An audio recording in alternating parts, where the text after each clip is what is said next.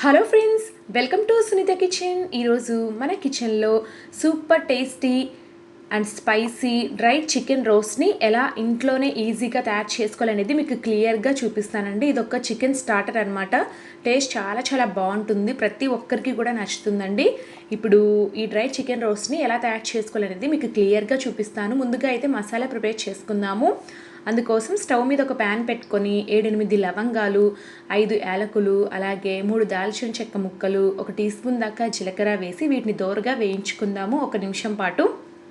ఇవి బాగా వేగిన తర్వాత ఇందులోకి ఒక 4 టేబుల్ స్పూన్ దాకా ధనియాలు వేసి వీటిని కూడా దోరగా వేయించాలండి 1-2 నిమిషాల పాటు. ముందుగానే ధనియాలు వేసారంటే మాడిపోతాయి. సో ఇవి కాస్త వేగిన తర్వాత ధనియాలు యాడ్ చేసుకోండి. 1-2 నిమిషాల తర్వాత చూసి ధనియాలు కూడా చక్కగా వేగాయి. వీటిని పక్కకు తీసి పెట్టుకుందాము. ఇప్పుడు ఇదే ప్యాన్లోకి చికెన్ని వేస్తున్నానండి. బోన్లెస్ చికెన్ తీసుకున్నాను, ఒక 1/2 కేజీ దాకా. దీన్ని శుభ్రంగా కడిగి ఇలా చిన్న ముక్కలుగా కట్ చేసుకోవాలి, మీడియం సైజుగా.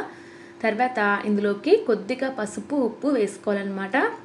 ఒక పావు టీ స్పూన్ దాకా వేసి ఇలా మూత పెట్టేసి ఒక 4-5 నిమిషాల పాటు వదిలేయండి మీడియం ఫ్లేమ్లో.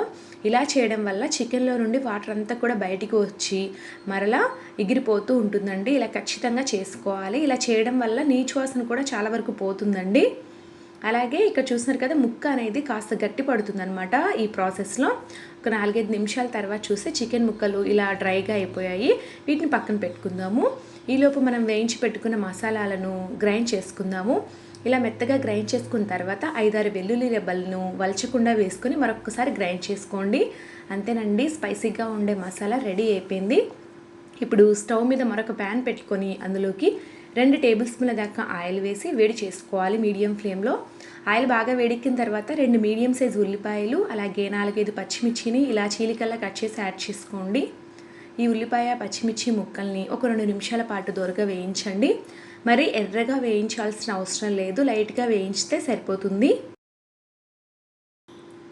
ఉల్లిపాయ ముక్కలు కాస్త దోరగా వేగిన తర్వాత ఇందులోకి 1.5 టేబుల్ స్పూన్ అల్లం వెల్లుల్లి పేస్ట్ని వేసి పచ్చివాసన పోయేంత వరకు వేయించుకోవాలి.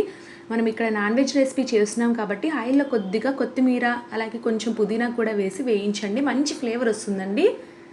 ఇలా ఖచ్చితంగా చేసుకోండి, మీకు కంపల్సరీగా నచ్చుతుంది టేస్ట్ అనేది.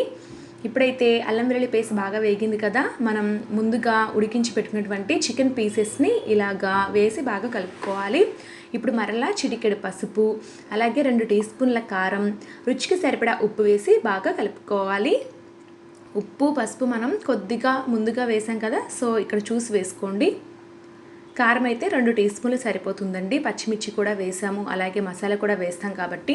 ఇప్పుడైతే పసుపు, ఉప్పు, కారం అంతా కూడా ముక్కలకి పట్టే విధంగా కలపండి 1-2 నిమిషాల పాటు. ఈ ప్రాసెస్ అంతా కూడా మీడియం ఫ్లేమ్లో చేసుకోండి.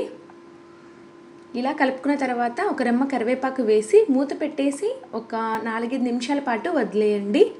ఈలో మీడియం ఫ్లేమ్లో 3-4 నిమిషాల పాటు ఉడికించిన తర్వాత మూత తీసి ఇందులోకి గ్రైండ్ చేసి పెట్టుకున్నటువంటి మసాలా పౌడర్ని 2-3 టీ స్పూన్ల దాకా యాడ్ చేసుకోండి మీ ఇష్టాన్ని బట్టి. ఇప్పుడైతే బాగా కలుపుకుందాము. ఇలా కలుపుకున్న తర్వాత మూత పెట్టి మరొక 2 నిమిషాల పాటు ఉడికించారంటే ఈ మసాలా పౌడర్ కూడా ముక్కలకి బాగా పడుతుంది. ఈ ప్రాసెస్ అంతా కూడా మీడియం ఫ్లేమ్లో చేసుకోండి.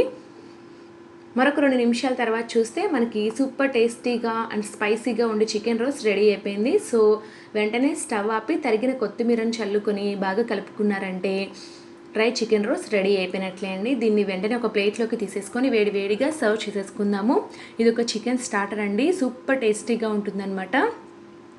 సింపుల్గా అయిపోతుందండి. ముందుగా నేను చెప్పినటువంటి మసాలాని ఖచ్చితంగా ట్రై చేసి ఈ చికెన్ రోస్ట్ని తయారు చేసుకోండి, మీ అందరికీ కూడా చాలా బాగా నచ్చుతుంది. సో ఫ్రెండ్స్, చూసారు కదా, ఈ డ్రై చికెన్ రోస్ట్ మీకు బాగా నచ్చినట్లయితే వీడియోని లైక్ చేయండి, అలాగే మీ ఫ్రెండ్స్ అండ్ రిలేటివ్స్కి షేర్ చేయండి. Thank you for watching.